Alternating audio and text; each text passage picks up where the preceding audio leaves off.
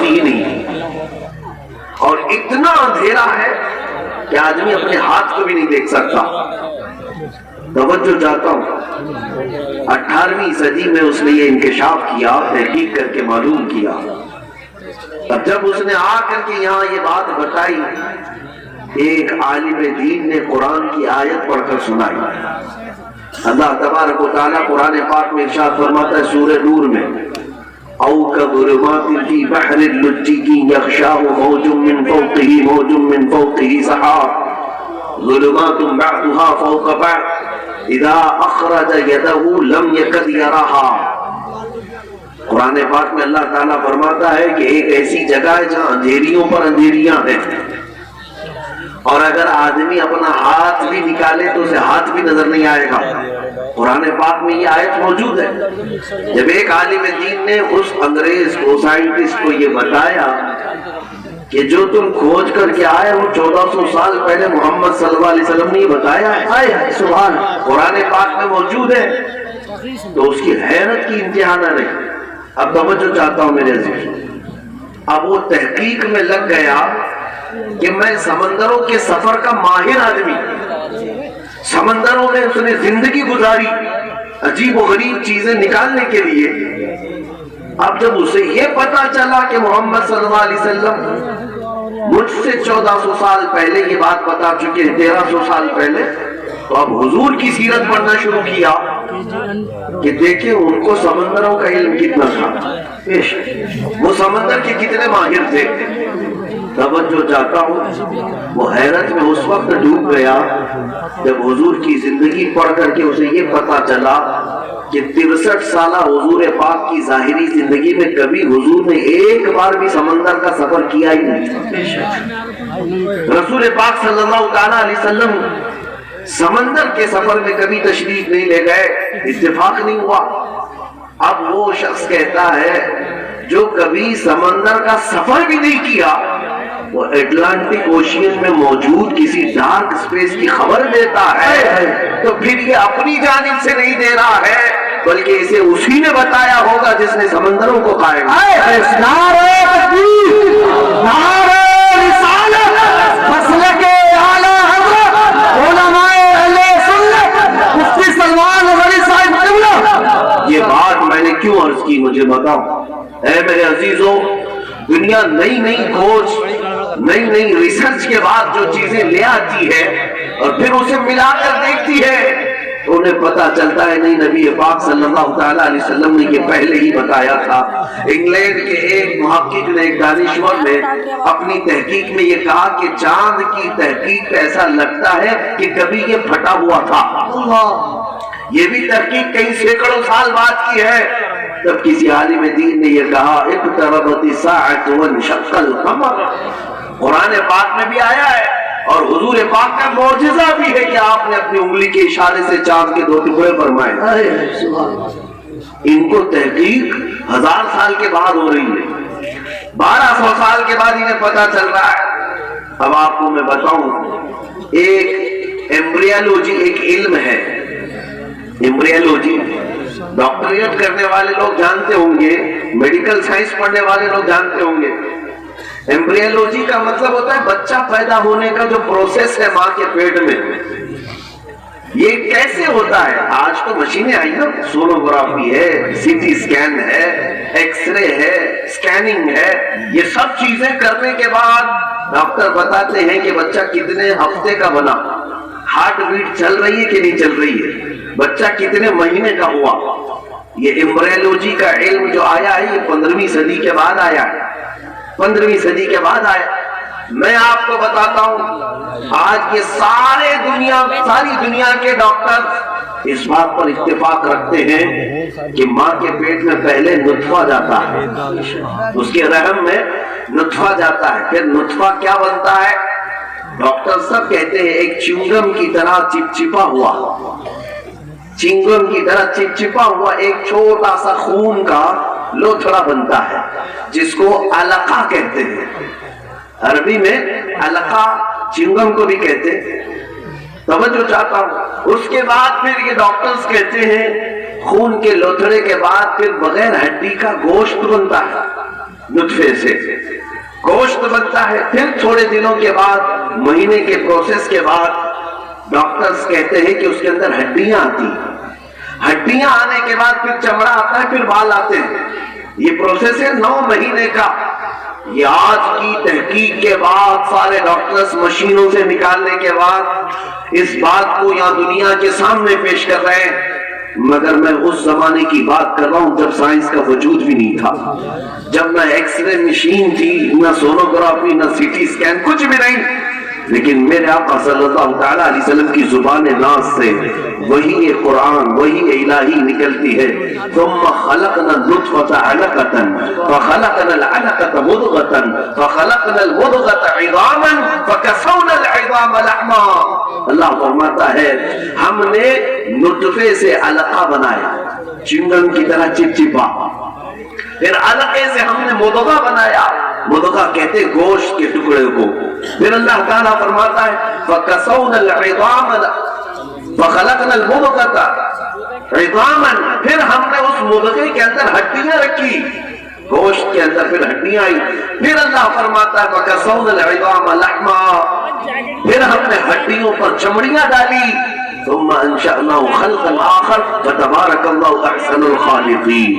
میرے عزیزوں، بایولوجی پڑھنے والے اسٹوڈنٹس اگر ہیں سائنس کے، سائنس پڑھنے والے طلبہ ہیں تو جا کر پھر سے ایک بار چیک کر لینا، اور قرآن کی آیت جو میں نے تلاوت کی سورہ مومنون کی پھر سے پڑھ لینا، تمہیں پتا چلے گا کہ ایمبریولوجی کا پورا علم رسول اللہ صلی اللہ تعالیٰ علیہ وسلم کی زبان سے اللہ نے قرآن پاک میں بیان فرمایا۔ بے شک سبحان اللہ۔ اے مسلمانوں، میں کون کون سی باتوں کا ذکر کروں، کتنی تحقیقات کی بات کروں۔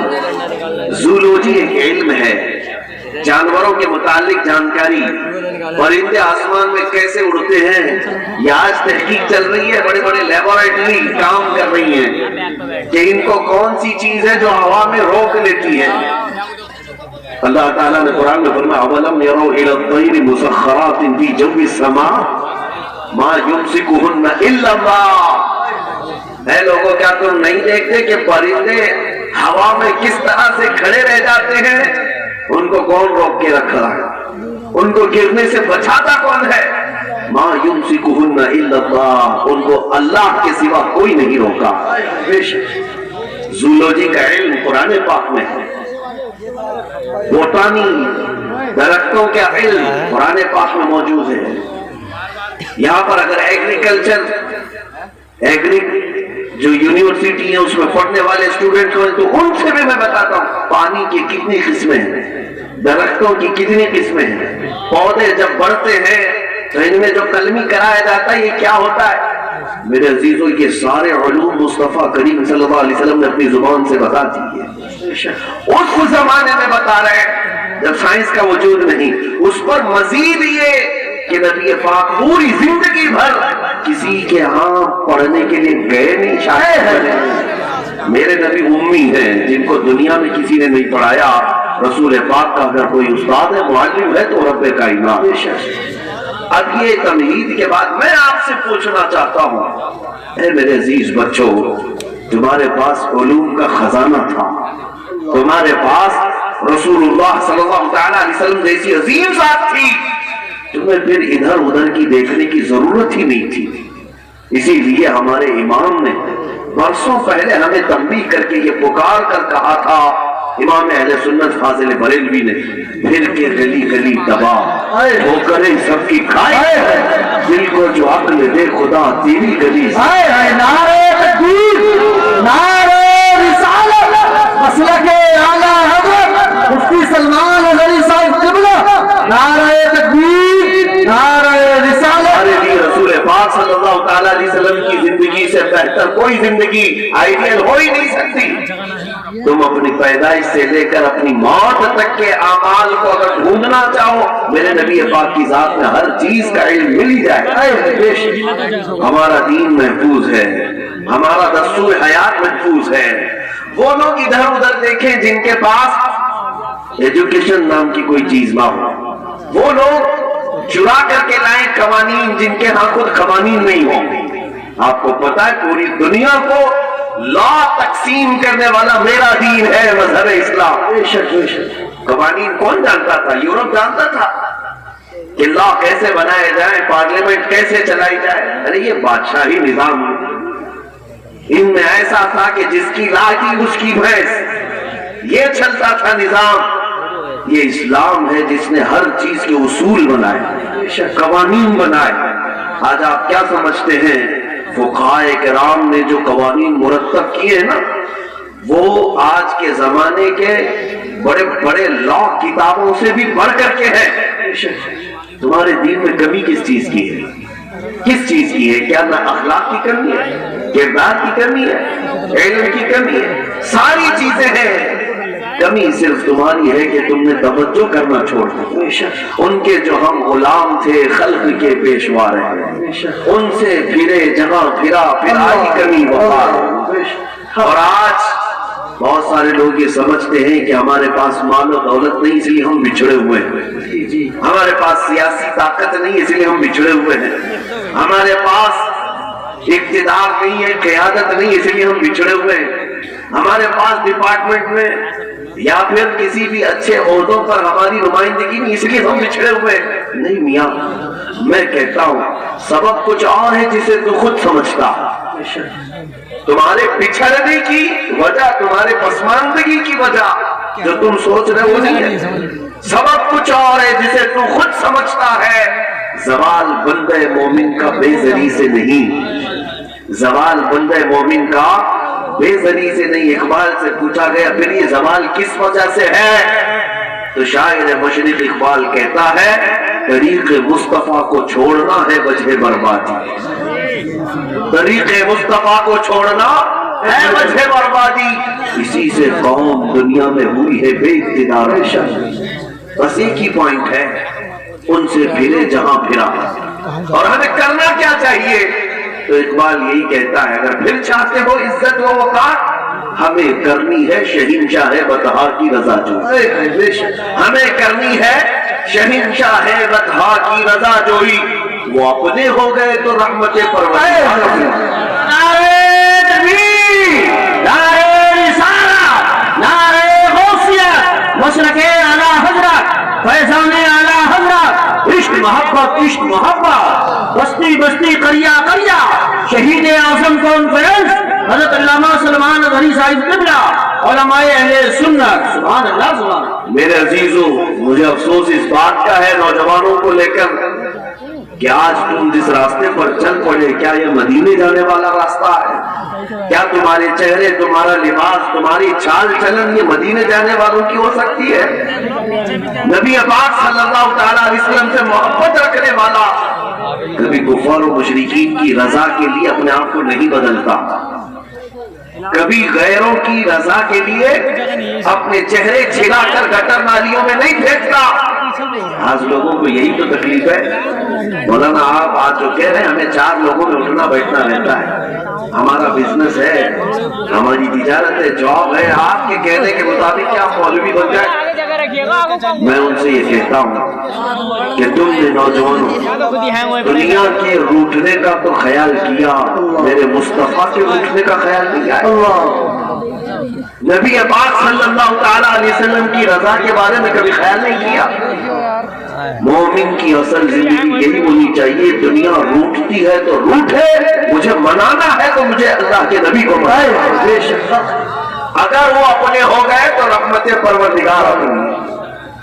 میں توجہ چاہتا ہوں میرے عزیزوں، آج بھی قوم مسلم میں ایک چیز کی بیداری آ جائے، دنیا چن چن کر کے نبی پاک کی سنتوں کو ہمارے معاشرے سے ختم کرنا چاہتی، انہوں نے ہماری شناختی ختم کر دی، آئیڈینٹیٹی ختم کر دی۔ پاش ایریے میں رہنے والے بہت سارے مسلمان وہ ہیں جو محمد احمد نام رکھنے سے بھی گھبرانے لگے۔ نعوذ باللہ من ذالک۔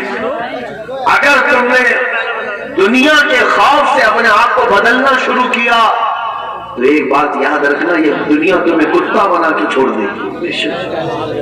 نہ تم اپنے قوم کے رہو گے نہ وہاں کے بن سکو گے۔